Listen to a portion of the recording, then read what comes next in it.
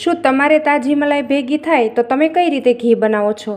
છાશ નાખીને, લીંબુ નાખીને કે પછી ઈનો નાખીને? તો હું આજે તમારા માટે મલાઈમાંથી ઘી બનાવવાની એકદમ અલગ રીત શેર કરવાની છું, એ પણ વળી છાશ, લીંબુ કે ઈનો વગર જ. તો વિડીયોને સ્કીપ કર્યા વગર આખો જોઈ લેશો ને તો તમને ઓટોમેટિક ખ્યાલ આવી જશે કે આજે આપણે મલાઈમાંથી ઘી કેવી રીતે બનાવ્યું મિત્રો. તો ચોક્કસથી આ વિડીયો તમને ઉપયોગી થશે મિત્રો. તમને ગમે તો લાઇક કરજો, શેર કરજો અને સબસ્ક્રાઈબ કરવાનું બિલકુલ નહીં ભૂલતા. તો ચાલો શરૂ કરીએ મલાઈમાંથી ઘી બનાવવાની રેસીપી. તો મલાઈમાંથી એકદમ નવી રીતે ઘી બનાવવા માટે અહીંયા મેં 10 દિવસની મલાઈ ભેગી કરીને રાખેલી છે અને આ મલાઈ હું ફ્રીઝરની અંદર રાખું છું. અને જ્યારે મારે ઘી બનાવવાનું હોય ત્યારે હું એને 1 કલાક પહેલાં ફ્રીઝરમાંથી બહાર કાઢી દઉં છું, જેથી કરીને આપણને ઘી બનાવતા ઇઝીલી ફાવે.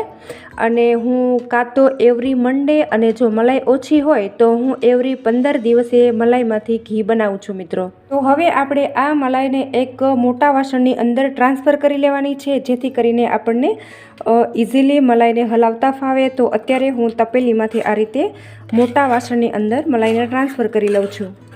તો અહીંયા મેં મલાઈને એક મોટા વાસણની અંદર ટ્રાન્સફર કરી લીધેલી છે. અને ત્યાર પછી આપણે અહીંયા એક સ્પૂન લઈ લેશું અથવા તો વિસ્કર લઈ લેશું અને આ રીતે આપણે એને સરસ રીતે ફેટી લેવાની છે.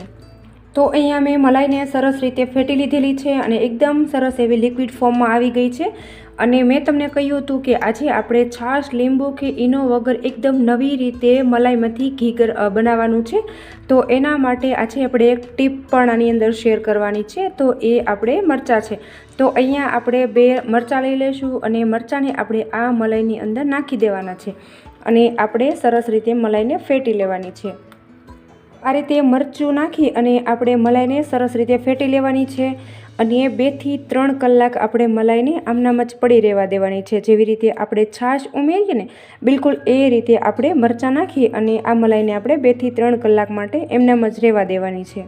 તો આપણે જેવી રીતે મલાઈની અંદર છાશ ઉમેરીએ અને એકદમ દહીં જેવું થઈ જાય ને બિલકુલ એ જ રીતે આપણે મરચાં ઉમેરીને આ રીતે પડ્યું રહેવા દઈશું ને એટલે એકદમ સરસ એવું દહીં જેવી મલાઈ બનીને તૈયાર થઈ જશે મિત્રો. આ એક ટિપ્સ છે, તમે પણ આ રીતે મલાઈમાંથી ઘી જરૂરથી બનાવીને ટ્રાય કરજો મિત્રો. અને જો તમારા ઘરમાં છાશ, લીંબુ કે દહીં કંઈ પણ નહીં હોય ને તો પણ તમારી મલાઈ સરસ એવી દહીં ટાઈપ બની જશે. અને આ રીતે હલાવી અને આપણે એને 2 થી 3 કલાક આમનામ જ એને રહેવા દેવાનું છે. તો તમે જોઈ શકો છો કે લગભગ 2 થી 3 કલાક જેવું થઈ ગયું છે. અને આ રીતે આપણે મરચાં જે એડ કર્યા હતા ને એ જો તમે જોઈ શકો છો કે આ રીતે પોચા પડી ગયા છે. એટલે આપણે જેવી રીતે દહીં એડ કરીએ ને બિલકુલ એ રીતે આ રીતે મરચાં એડ કરીશું ને તો આપણી મલાઈ છે એ દહીં જેવી બની જશે. હવે તમે જોશો કે આ રીતે મરચાં એકદમ પોચા પડી ગયા છે. અને હવે આ મરચાંને આપણે લૂછી અને બહાર કાઢી લેશું અને આમાંથી આપણે માખણ બનાવી લેશું. મેઇન વાત એ છે કે આપણે આની અંદર મરચાં એડ કરેલા છે ને એટલે આમાંથી જે નીકળશે ને એ દૂધ જેવું નીકળશે. એટલે આમાંથી તમે દૂધમાંથી પનીર પણ બનાવી શકો છો. અત્યારે અહીંયા મેં એક મોટું વાસણ લીધેલું છે અને એની અંદર આ રીતનું મેં એક કપડું પાથરી દીધું છે. અને તમારે જો જાળી હોય તો તમે એની અંદર પણ કરી શકો છો, પણ તમે આ રીતે ચૂંદડી જેવું લેશો ને એટલે સહેજ પણ માખણ બહાર નહીં નીકળે અને હાથ પણ નહીં બગડે અને ફટાફટ આપણું જે માખણ છે એ નીકળી જશે અને વધારાનું દૂધ છે એ પણ અલગ થઈ જશે. તો આ રીતે આપણે આ જે મલાઈ છે એને આ કપડાની અંદર નાખી દઈશું અને હવે આ રીતે આપણે બધી બાજુથી આ રીતે ઉઠાવી લેશું. એટલે જે માખણ છે એ અલગ પડી જશે અને દૂધ પણ અલગ પડી જશે. જો તમે જોઈ શકો છો કે દૂધ બધું અલગ પડવા લાગ્યું છે. થોડી વાર આપણે એમને આમનામ જ રહેવા દઈશું. તો તમે જોઈ શકો છો કે અહીંયા મલાઈમાંથી મેં જે વધારાનું દૂધ હતું એ બધું અલગ કાઢી લીધેલું છે અને આ રીતે જે માખણ જેવું હતું એ જ હવે બચેલું છે. અને આને આપણે હવે ગરમ કરી લેશું. અને અહીંયા આપણે આટલું દૂધ નીકળેલું છે. જો હવે આમાંથી તમારે પનીર બનાવવું હોય તો તમે પનીર પણ બનાવી શકો છો અને ફરી વખત આને છાશ નાખી અને તમે દહીં પણ બનાવી શકો છો. તો હવે આપણે આને ગરમ કરી લેશું. તમે જોઈ શકો છો કે એકદમ ઘટ્ટ થઈ ગયું છે અને દૂધ બધું અલગ થઈ ગયું છે અને હવે માત્ર આપણે માખણ જ બચેલું છે. હવે આપણે એને ગરમ કરી લેશું. તો અહીંયા મેં ગેસ ઓન કરી ગેસ પર આ રીતે મલાઈને ગરમ થવા માટે રાખી દીધેલી છે અને થોડી વાર થશે ને એટલે ગરમ થશે એટલે એકદમ સરસ એવું લિક્વિડ ફોર્મમાં આવી જશે. તો મિત્રો તમે ક્યારે આ રીતે મલાઈની અંદર મરચું નાખીને ઘી બનાવ્યું છે કે નહીં એ મને કમેન્ટ બોક્સમાં તમારો ફીડબેક જરૂરથી આપજો. અને આ રીતે મલાઈ ઓગળી જાય ને ત્યાં સુધી આપણે એને સતત હલાવતા રહીશું. અને ગેસની ફ્લેમ મીડિયમ ટુ અત્યારે હાઈ કરી દઈશું અને ઉભરો આવે ત્યારે આપણે મીડિયમ ટુ હાઈ કરી દઈશું. નહીં તો જો ઉભરો આવશે ને તો બધી મલાઈ આજુબાજુ ઢોળાઈ જશે.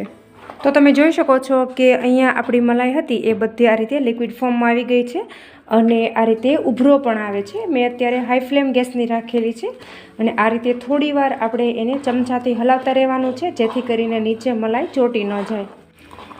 તો આ રીતે મલાઈની અંદર મરચું નાખીને આપણે મલાઈ ગરમ કરીએ તો બે ફાયદા છે. આપણે એક તો દૂધમાંથી પનીર પણ બનાવી શકાય છે અને આ જે ઘીમાંથી કીટું નીકળે એ એકદમ મોળું હોય છે, એકદમ માવા જેવું હોય છે. તો આપણે માવાની કોઈ આઈટમ પણ બનાવી શકાય છે મિત્રો. આ રીતે આપણે મલાઈને ગરમ કરી લેવાની છે અને વચ્ચે વચ્ચે આપણે હલાવતા જઈશું જેથી કરીને ચોંટી ના જાય.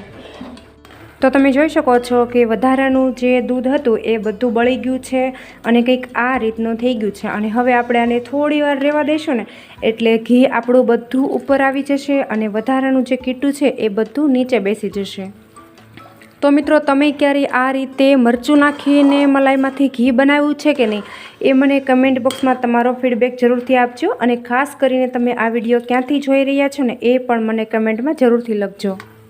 તો બસ આ સ્ટેજ ઉપર આપણું ઘી આવી જાય ને ત્યારે આપણે એને સતત હલાવતા રહેવાનું છે અને ગેસની ફ્લેમ આપણે એકદમ મીડિયમ કરી દેવાની છે અને મીડિયમ ગેસ ઉપર આ રીતે આપણે થોડીવાર ઘીને થવા દેવાનું છે એટલે સરસ એવું એ આછું થઈ જશે જો આ રીતનું બિલકુલ.